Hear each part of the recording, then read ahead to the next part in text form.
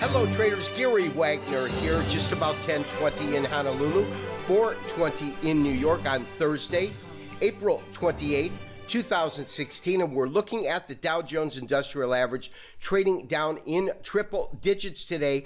Settlement has occurred approximately 20 minutes ago, and it looks like we're closing well below 18,000, down 210 points at 17,830. Now, when we look at the Standard & Poor's E-mini, that is also down off almost a full percent, 0.84% at 207,325.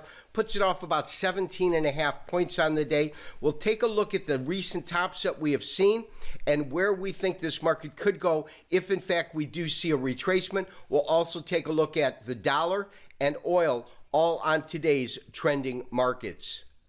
So absolutely no doubt we are seeing some downside potential in U.S. equities today. Of course, we had statements made by the FOMC meeting yesterday in which, in essence, they're staying the course. We're not going to see an interest rate hike this month, possibly for June, but that seems to be well out in the future in terms of probabilities. It seems fairly remote at this point. And of course, some action by the Bank of Japan, which didn't really meet the approval of traders yesterday. And you can see the net result. We have precious metals on a rampage to the upside.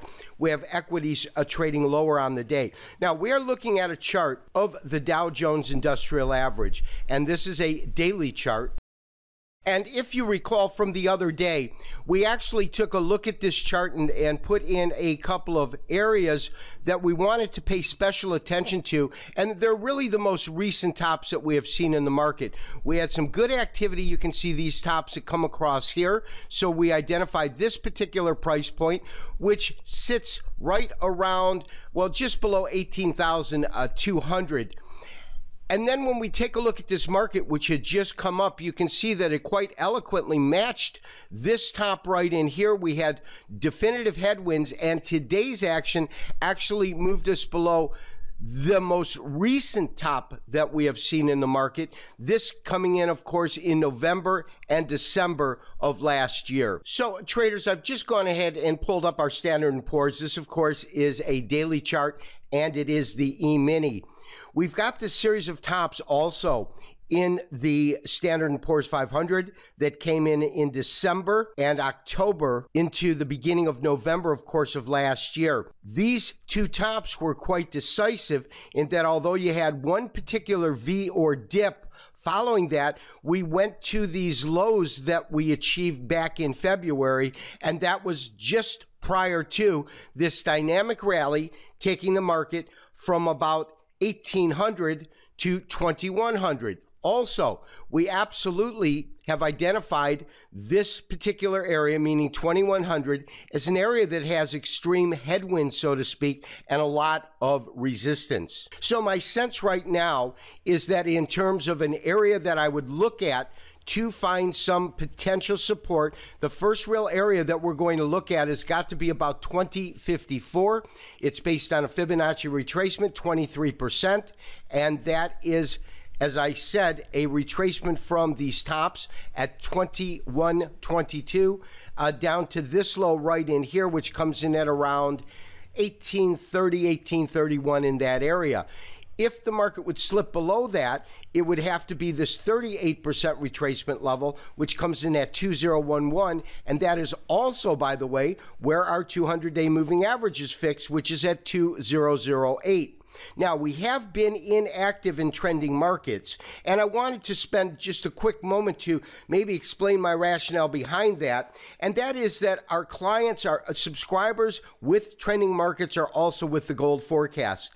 So I developed trending markets really as an avenue to switch to when the metals get quiet, or when they're trading in a very, very tight trading range, which isn't conducive to trend trading, and we can look for alternative markets. We have a long position in gold and a long position in silver. We do have our hands full, and so that's one of the reasons I've been very hesitant about actually putting a position on in trending markets. However, that could change relatively quick as I see multitudes of opportunities beginning to present itself. I want to see if this market comes down and finds some sort of support in this area, because then I believe we'll finish up this fifth wave, and this fifth wave will take us to new highs. If not, if we get headwind that takes us back into various areas, and the critical area, of course, would be below 4 right here, so about 2038, 2035, that'd be a pretty critical area to break. And I don't think we'll see that broken, but if it is, 2011 is the area that we'd want to look at. Next, do want to take a look at oil. Oil up again today, not dramatically. It is currently trading at around 45.84 to 46 even. We spoke yesterday about the fact that this 23% retracement comes in at 45.84. And the actual print that I've got on my screen right now is 45.85. Sometimes my daily charts don't update. I'll pull it up and you'll see what I mean.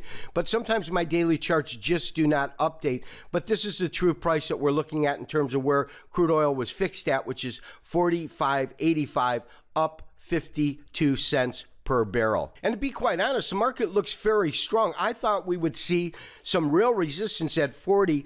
In fact, I was absolutely mistaken. But when we look at this particular price point, one, it does come in as a fib number, 23%. Secondly, we do have some technical evidence in this area. It's very sloppy because you can see this goes down to about 40. But in this area, that we could, in fact, find some headwinds based upon the market trading to around 46 and then backing back off. Traders will have to see over the next couple of days if crude oil is able to trade above $46 per barrel. And lastly, traders, daily chart dollar index, tremendous move down, about almost a 0.75% drop, down 63 points. But to me, what is most noteworthy about this move is the fact that it's actually broken and closed just below what we identified as a pretty critical area of support, right at around 94 on the dollar index. We'll take a serious look at the dollar, crude, and equities,